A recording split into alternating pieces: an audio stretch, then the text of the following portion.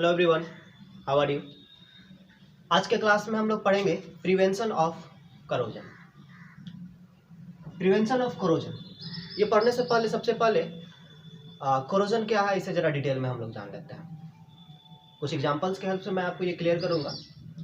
आप लोग रस्टिंग देखें, रस्टिंग ऑफ आयरन, लोहे के जो आर्टिकल्स होते हैं उन पर जो है जंग लग जाया करते हैं। कुछ धूसर बुड़बुड़ा टाइप का सबस्टांस जो है उस पर ब्राउन कलर का जो है उसका एक कोटिंग जो है जम जाया करता है लोहे के सबस्टांसेस पे, जिसे हम लोग रस्ट कहते हैं, जंग कहते हैं। तो ये जो है करोजन का एक एग्जांपल है। इसी तरीके से सिल्वर आर्टिकल्स जो है वो समय के साथ ब्लैक हो जाते हैं। तांबे के जो बर्तन है कॉपर, उस पर जो है आप लोग ग्रीन कलर का कोटिंग देखते होंगे। बहुत दिनों से यूं ही रखा हो तांबे का कोई बर्तन तो उस पर जो है ग्रीन कलर का कोटिंग, उस पर एक लेयर बन जाता है ग्रीन कोटिंग, ग्रीन कलर का।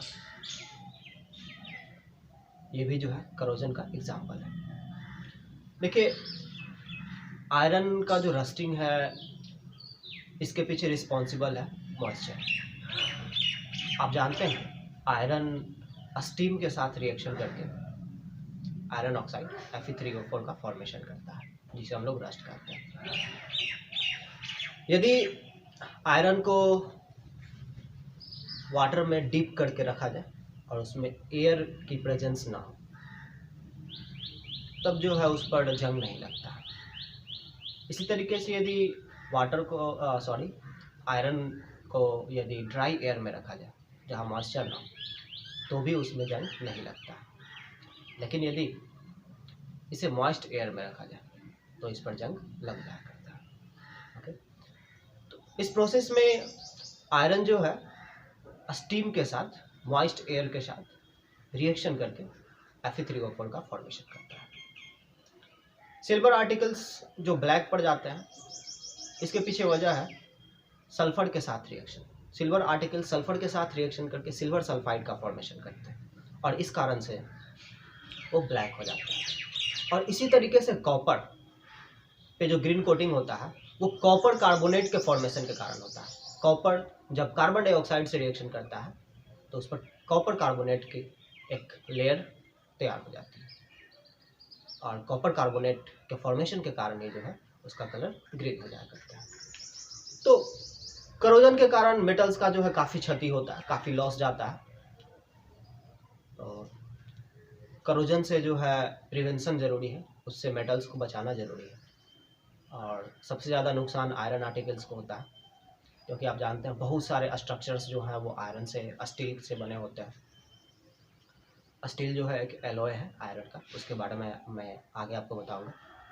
आप यूँ समझ सकते हैं कि बहुत सारे स्ट्रक्चर्स जो हैं वो आयरन के बने होते हैं और इन्हें जो है रस्टिंग से बचाना है, इन्हें करोजन से बचाना है। तो कुछ प्रोसेसेज हैं जिनके हेल्प से हम लोग आयरन आर्टिकल्स को या फिर अदर मेटल्स को जो है हम लोग करोजन से बचा सकते हैं। ये मेनली है आयलिंग, ग्रीजिंग और गैल्वेनाइजेशन, क्रोम प्लेटिंग, फिर एनोडाइजिंग और एलोइंग। मैं लिखता हूँ oiling, greasing, painting,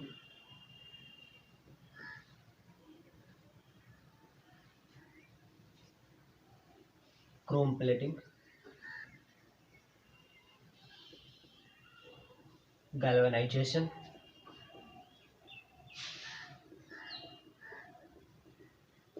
anodising, alloying. ये कुछ मेथड्स हैं जिनके हेल्प से मेटल्स को करोजन से बचाया जाता है। आयलिंग, ग्रीजिंग, पेंटिंग, इनके बारे में कुछ डिटेल में बात करने की तो ज़रूरत है नहीं। मेटल सरफेस पर जो है ऑयल का एक लेयर, एक कोटिंग चढ़ा दिया जाए या ग्रीज का कोटिंग चढ़ा दिया जाए या फिर उस पर पेंट कर दिया जाए। ओके, तो ये जो है करोजन से कुछ हद तक जो है मेटल्स को सेफ रखता है। हम लोग बात करते हैं गैल्वेनाइजेशन की। डिटेल में हम लोग गैल्वेनाइजेशन, क्रोम प्लेटिंग, एनोडाइजिंग और एलॉइंग की बात करेंगे। ओके, तो सबसे पहले शुरुआत करते हैं गैल्वेनाइजेशन से।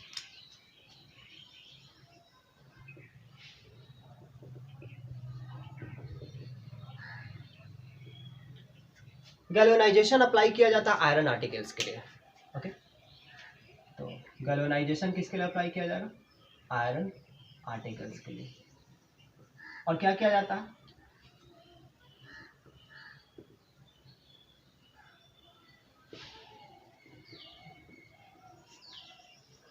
जिंक का एक पतला सा कोट जो है आयरन आर्टिकल्स पे चढ़ा दिया जाता है।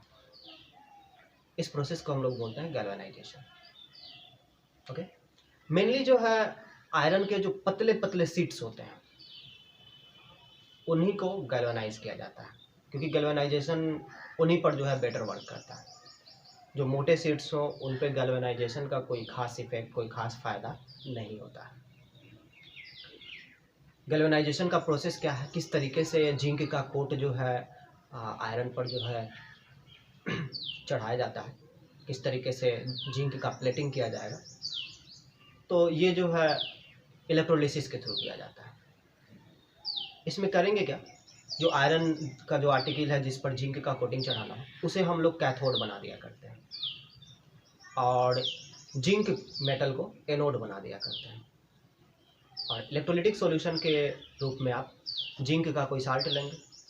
इलेक्ट्रिसिटी जब पास कराते हैं तो एनोड से जिंक जो है घुलता है और वो जा करके आयरन पर डिपॉजिट हो जाता है। तो इस तरीके से जो आयरन आर्टिकल है उस पर एक पतला सा लेयर चढ़ जाता है जिंक का। ओके, इस प्रोसेस को हम लोग गैल्वेनाइजेशन कहते हैं। अब आप लोग जानते हैं, सपोज ये मेटल सरफेस था आयरन का, ये आयरन का कोई शीट है और इस पर जो है जिंक का कोट चढ़ चुका है, पतला सा लेयर।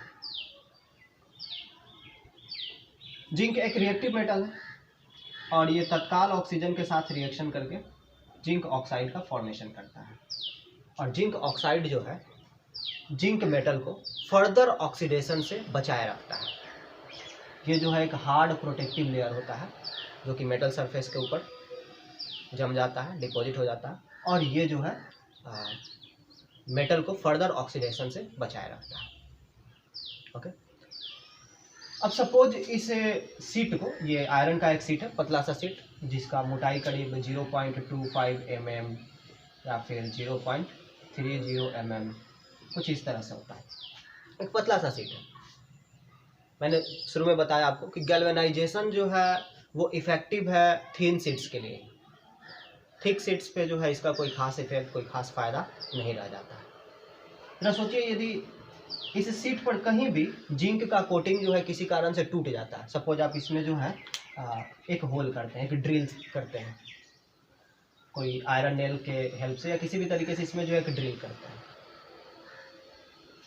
तो क्या वहाँ पर जो जिंक का कोटिंग टूटा है कुछ हद तक, क्या उस जगह पर इस पर जंग लग सकता है, क्या रस्टिंग हो सकता है?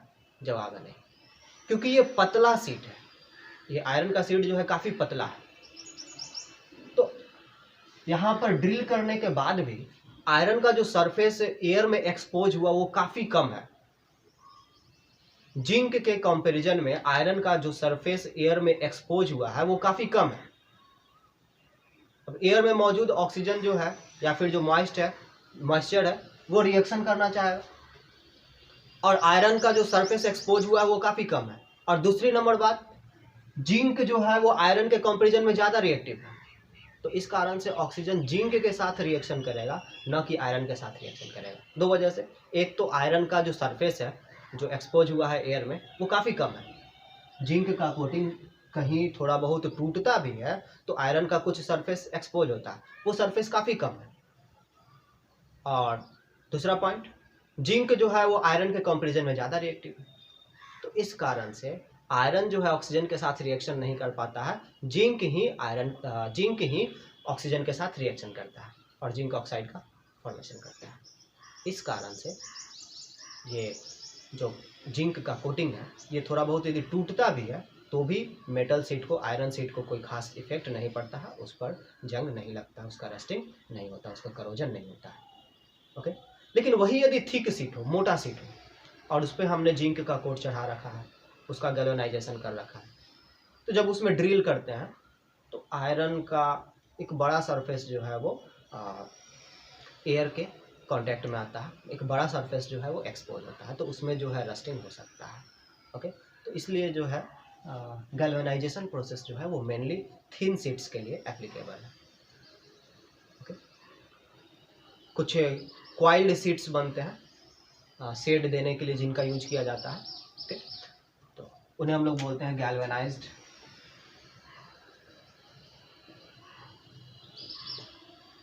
Coiled sheets. शेड देने के लिए इनका यूज किया जाता है। तो ये आयरन के शीट्स ही हैं, लेकिन उनके ऊपर जो है जिंक का एक कोट चढ़ाया हुआ है। ओके, फिर कुछ कंटेनर बनाने के लिए या फिर बक्से बनाने के लिए जो है गैल्वेनाइज्ड प्लेन शीट्स का यूज किया जाता है।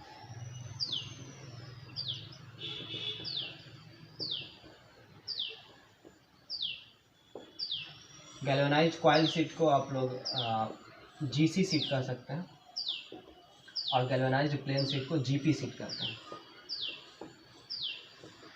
ओके, और किस तरीके से गैल्वेनाइज्ड आर्टिकल जो है करोजन से आयरन आर्टिकल्स को, इस तरह के शीट को प्रिवेंटेड रखता है, बचाए रखता है, तो आप लोग समझ चुके हैं।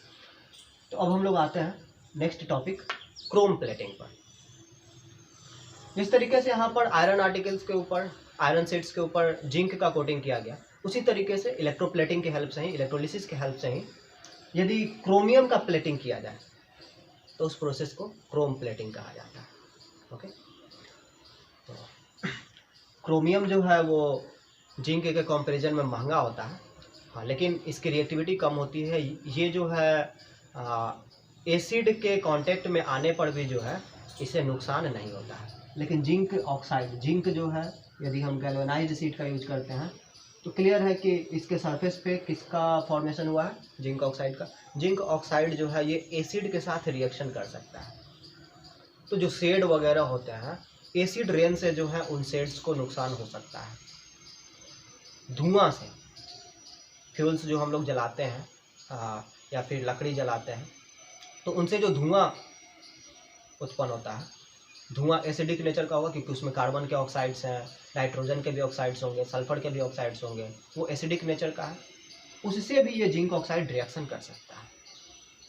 ओके, तो जो शेड यूज करते हैं घरों के ऊपर, जो शेड होता है गैल्वेनाइज्ड क्वाइल्ड शीट्स का, उन्हें जो है धुआं से नुकसान हो सकता है, एसिड रेन से उन्हें नुकसान हो सकता है। लेकिन यदि कोई आर्टिकल क्रोम प्लेटेड है, क्रोमियम से आप उसके ऊपर जो है क्रोमियम का कोटिंग कर चुके हैं, तो उसे जो है एसिड से भी कोई नुकसान नहीं है। ओके, आप लोग साइकिल या मोटरसाइकिल का हैंडल बार देखे होंगे, वो स्टेनलेस स्टील के जैसा चमकता रहता है, वो क्रोमियम प्लेटेड होता है। ओके, अब नेक्स्ट टॉपिक पर आते हैं हम लोग, एनोडाइजिंग। What is anodising?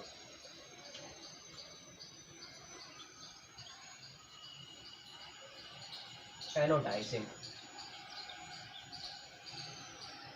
आप लोग जानते हैं एल्यूमिनियम के बर्तन बनाए जाते हैं, खाना बनाने वाले बर्तन, राइट। एल्यूमिनियम तो एक रिएक्टिव मेटल है, फिर भी इसका यूज जो है खाना बनाने वाले बर्तन बनाने के रूप में किया जाता है। क्यों?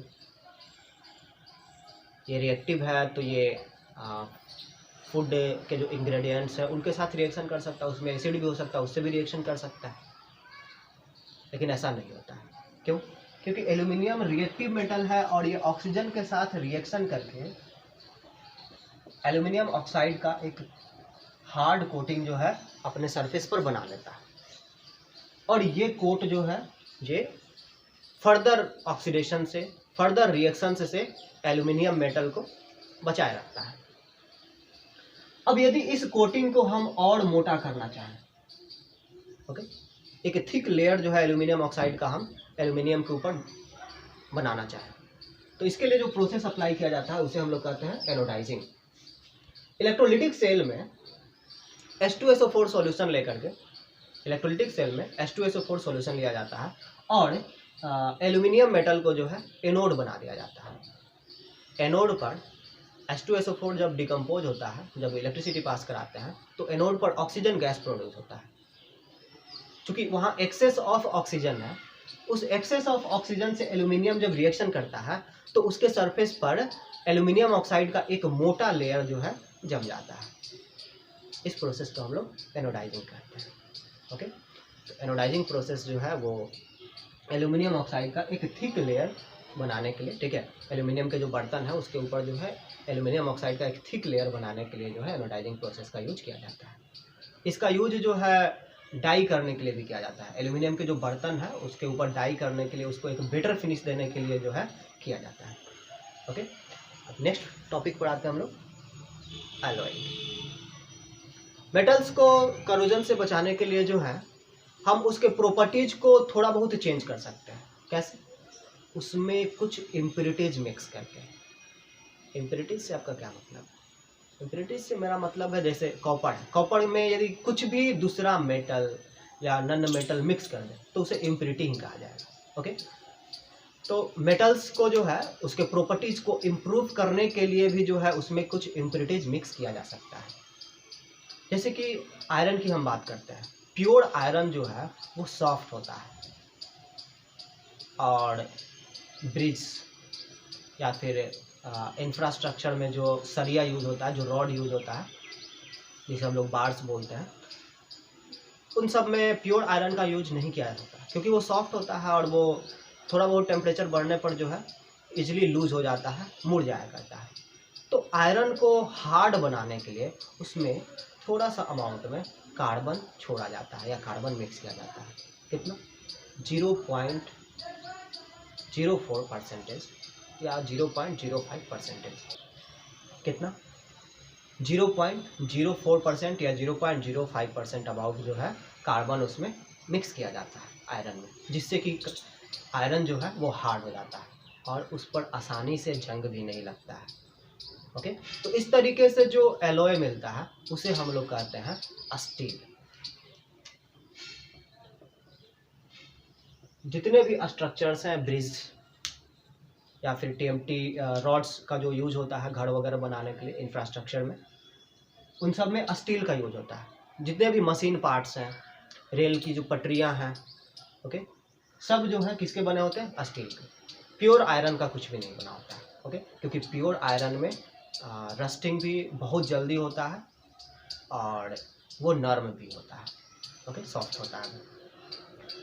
तो यदि हम लोग किसी मेटल में कोई दूसरा मेटल या फिर नॉन मेटल काफ़ी कम अमाउंट में मिक्स करते हैं तो इस तरीके से जो सबस्टांस बनता है उसे हम लोग एलॉय कहते हैं और इस प्रोसेस को हम लोग एलॉइंग कहते हैं।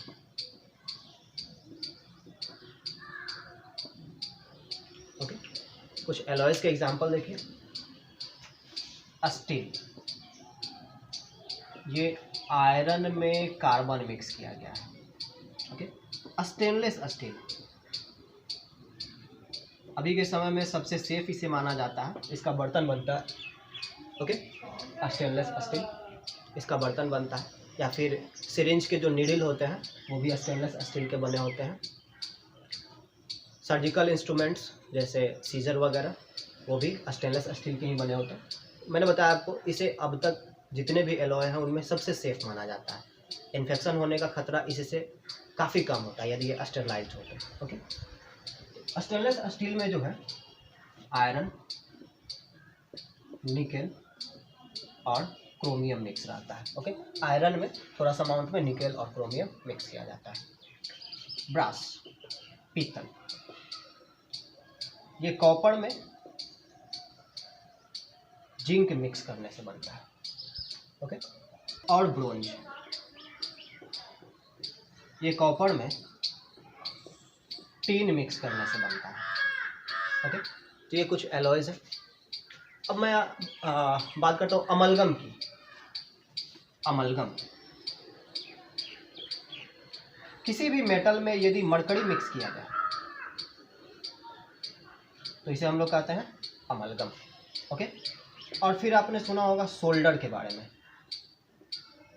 इलेक्ट्रिकल सर्किट्स में वायर को एक दूसरे से जोड़ने के लिए, वेल्डिंग करने के लिए जो है यूज किया जाता है सोल्डर का, जो कि लेड और टीन का एलॉय होता है।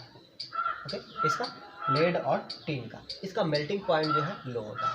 मैं आपको जानकारी के लिए बता दूं, जितने भी एलॉयज़ हैं उनकी रेसिस्टिविटी, ओके, उनका रेसिस्टेंस या रेसिस्टिविटी प्योर मेटल्स के कंपैरिजन में ज़्यादा होता है, ओके। और क्योंकि आप जानते हैं जब भी एलॉइंग करते हैं तो उसके प्रॉपर्टीज़ जो है कुछ हद तक चेंज होते हैं, और हम लोग एलॉयज़ बनाते समय डिज़ायर्ड प्रॉपर्टीज़ को चूज़ करते हैं, ओके। तो हम ये टर्म यूज कर सकते हैं कि जब किसी मेटल का एलॉइंग किया जाता है तो उसके प्रॉपर्टीज़ जो है वो कुछ हद तक इम्प्रूव होते हैं, ओके।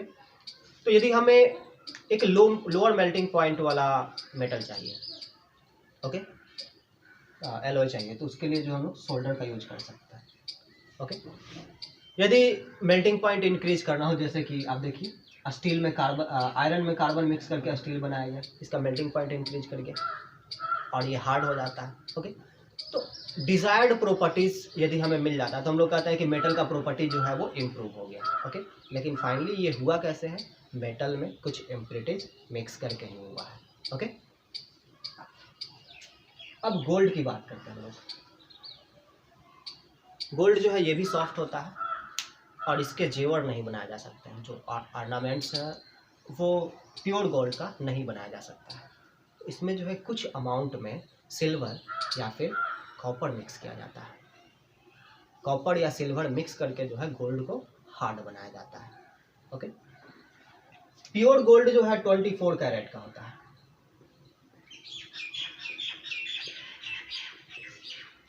प्योर गोल्ड 24 कैरेट का होता है। इसका मतलब क्या है? प्योर गोल्ड 24 कैरेट का है, मतलब इसमें 100% गोल्ड है, ओके। और यदि कोई गोल्ड 22 कैरेट का है तो इसका मतलब क्या है? 22 कैरेट गोल्ड का मतलब क्या है? 22 कैरेट गोल्ड का मतलब है 22 parts out of 24 parts is gold and 2 part out of 24 part is either silver or copper, okay. 24 carat gold होने का मतलब उसमें सिर्फ गोल्ड है, 100% गोल्ड है। लेकिन यदि 22 कैरेट गोल्ड है तो इसका मतलब 24 पार्ट्स में 22 पार्ट गोल्ड है, तो कितना परसेंट गोल्ड हो गया उसमें? 22/24 इंटू 100% गोल्ड इसमें होता है, ओके। और 2/24 इंटू 100% कॉपर या फिर सिल्वर होगा। इसी तरीके से यदि 18 कैरेट का गोल्ड है तो 18 कैरेट गोल्ड का मतलब क्या हुआ? 18 कैरेट गोल्ड का मतलब हुआ 18 parts out of 24 part is gold. तो बताइए तो कितना परसेंट गोल्ड है इसमें? 18/24 इंटू 100% गोल्ड है। बाकी जो है वो क्या है? कॉपर या फिर सिल्वर है। क्लियर हो गया? एक और एग्जांपल के हेल्प से मैं बता देता हूँ। सपोज मैं 18 कैरेट का गोल्ड लेता हूँ और कितना? 24 ग्राम।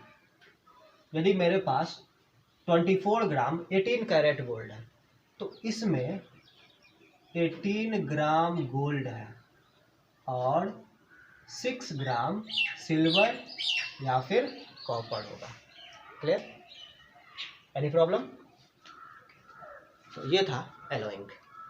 तो आज के क्लास में इतना ही, और इस क्लास के साथ ही metals and non metals chapter भी खत्म होता है। तो आज के क्लास में इतना ही। Thank you.